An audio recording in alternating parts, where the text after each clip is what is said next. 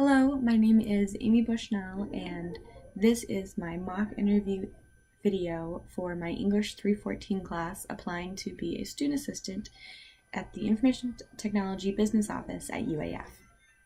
The first question is, how do you envision your role in the position contributing to the overall mission of our organization? Now, ITBO is one of the smaller departments in the entire IT department. IT helps people with computers, obviously, as well as printing and any other electronic help necessary. There are websites as well.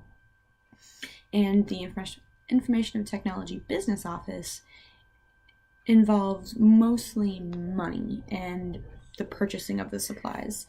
So the office itself does a lot of procurement. It does job postings as well, and also keeping track of the servers and just knowing where the machines are, like the printers, and make sure they're all functioning.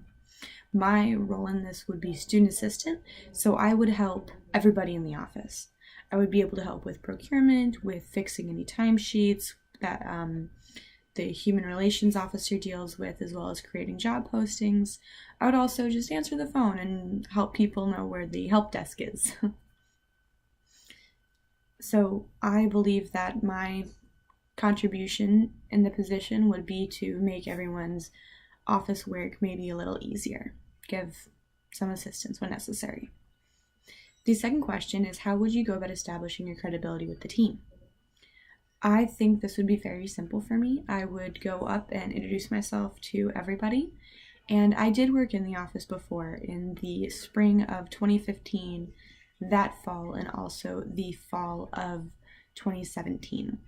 I would not have left if I had not been afforded the opportunity to travel abroad and work for the state legislature.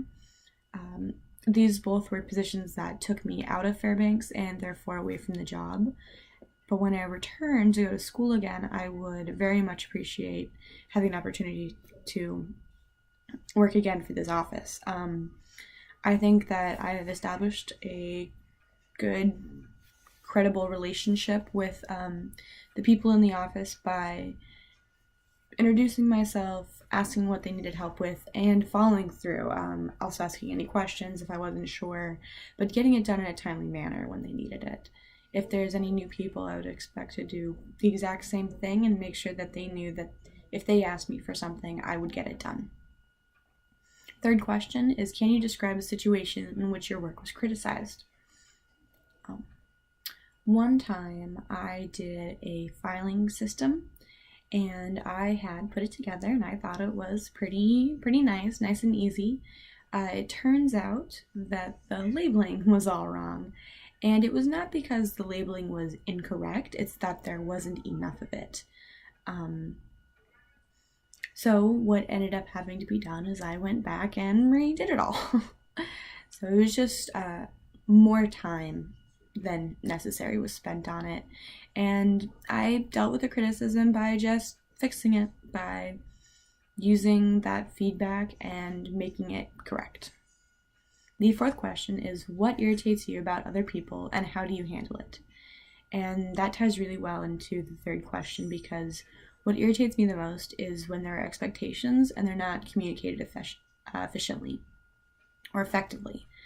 If there are parameters or a certain way that you should do a job, I think that those should be one of the first things that is communicated when passing along a job. By not saying specifically what you want, it means that that person will have to go back and either redo the entire thing or someone will be dissatisfied with the job.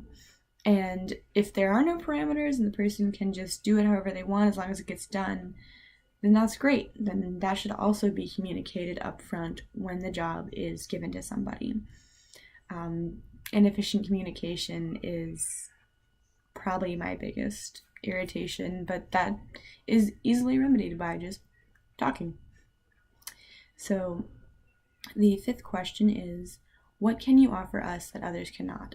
I believe that I can offer experience. I have worked in this office before, and I believe that I've worked well with the other members. I think that I can offer someone who can come in and in the first week be able to do everything, if not most things, without needing to be completely trained. Maybe a couple retrainings, how information slips your mind. But I believe that I can offer an experienced outlook on how things were done before, and I'll know what to do. So the last question is, if you could choose any superhero power, what would it be and why? And I have always wanted to fly. And I think this goes to my love of travel, but then also I just really enjoy being in high places. A bird's eye view is probably one of the most beautiful. And if I could just fly and float on top of the world and get to see everything, there'd be no limits. I think that would be the best. And if I had super flight, then I'd probably never have to pay for a plane ticket again, and that'd be kind of nice for traveling. So, once again, my name was Amy Bushnell. Thank you for watching my mock interview for my English 314 class.